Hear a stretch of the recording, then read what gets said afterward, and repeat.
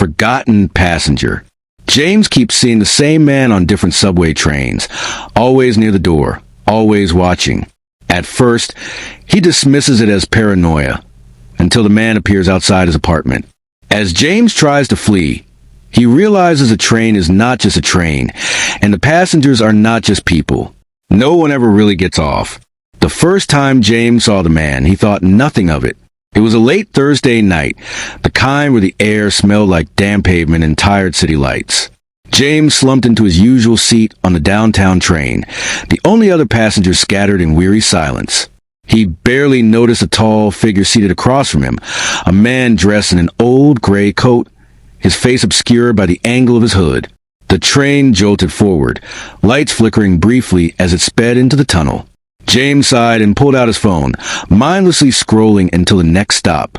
When he glanced up, the man was still there, unmoving. The doors opened, a few passengers got off, and a few more got on. James barely paid attention. Until 2 stops later, he switched trains to head toward his apartment. And the man was there again. Same gray coat, the same hood shadowing his face.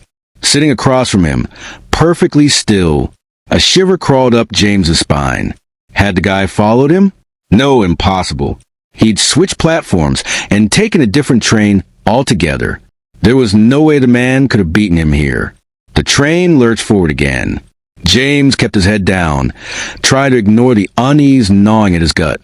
But at every stop, every train he transferred to, the man was always there, never moving, never speaking, just watching. Underscore.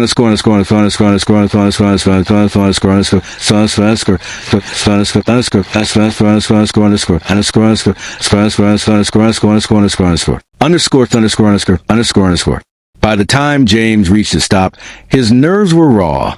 The train doors slid open with a mechanical hiss, but for a moment, he hesitated. His legs felt stiff, his body reluctant to move, as if some unseen force was urging him to stay. No, he had to get off. Shaking off an eerie feeling, he stepped onto the platform, the air outside heavy with the scent of rain and metal. He pushed through the turnstile, his fingers gripping the cold metal bar a little too tightly.